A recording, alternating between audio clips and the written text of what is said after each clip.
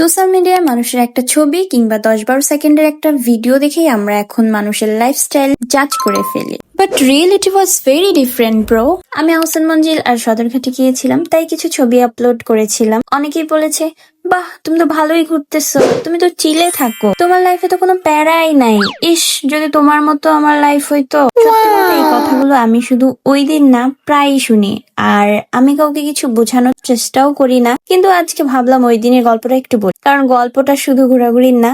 অনেকদিন ধরেই আমি আমার পেজ আশুকে নিয়ে ভাবছি। এটা এমন না যে একদিন সকালে ঘুম থেকে উঠলাম আর ভাবলাম যে একটা ব্র্যান্ড খুলবো, তারপরের দিনই শুরু করে দিলাম। এর পিছনে অনেক দিনের চিন্তা, পরিকল্পনা, সাহস আর স্বপ্ন জড়িয়ে আছে। কিন্তু একটা ব্র্যান্ড শুরু করতে গেলে শুধু আইডিয়া থাকলেই হয় না, কাপড় কোথা থেকে আসবে, কোয়ালিটি কেমন হবে, সবকিছু নিয়ে ভাবতে হয়। সেই কারণেই আমি রংপুর থেকে ঢাকায় এসেছি। আমার সাথে ছিল আমার আপু। আমরা কাপড়ের খোঁজে পুরান ঢাকায় গেলাম। পুরান ঢাকা এটাই ছিল আমার প্রথম যাওয়া। আর বাবা, কি ব্যস্ত একটা জায়গা! চারপাশে সবাই যে যার কাজে ব্যস্ত।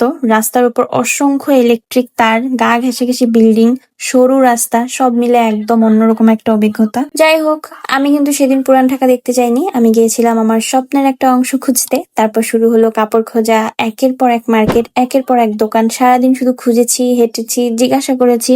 এত হাঁটছিলাম যে একসময় ভীষণ ক্লান্ত হয়ে গিয়েছিলাম। আমাকে এটা করতেই হবে, কারণ আমি জানি কোনো স্বপ্নই একদিনে তৈরি হয় না। কাজ শেষ করার পর আমার আরেক কাজিন আসছে, তো তার সাথে আমরা আবার একটু আহসান মঞ্জিলে ঢুকলাম, যেহেতু ওটা একদম ওখানেই ছিল। আহসান মঞ্জিলে বসে ওখান থেকে আবার সদরঘাটে গেছিলাম। বুড়িগঙ্গা নদীর পাশে দাঁড়ায় কিছুক্ষণ ছবি টবি তুললাম। আর সেই ছবিগুলোই পরে দেখছে সবাই। কিন্তু আমি আসলে এমনই, আমি যেখানে যাই সেখান থেকে একটু স্মৃতি নিয়ে আসতে ভালোবাসি। ভিডিও করতে ভালো লাগে, ছবি তুলতে ভালো লাগে, মুহূর্তগুলো ধরে রাখতে ভালো লাগে। কিন্তু আমি কখনো শুধু ঘোরার জন্য বের হই না, আমি আমার কাজের জন্যই বের হই। আর কাজের ফাঁকে সেই জায়গাটাকে একটু অনুভব করার চেষ্টা করি, কারণ আমার কাছে প্রতিটা যাত্রারই একটা গল্প থাকে।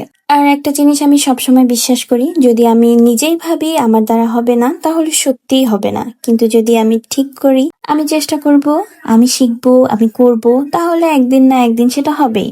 আর আসলে এই পথ চলাটা ঠিক সেই রকমই একটা চেষ্টা। আশা করি তোমরা আমার এই পুরো পথ চলায় আমার সাথে থাকবে, একটা ছোট্ট স্বপ্নকে ধীরে ধীরে বাস্তবে পরিণত করার চেষ্টা। তো আজকে এইটুকুই। আল্লাহ হাফেজ।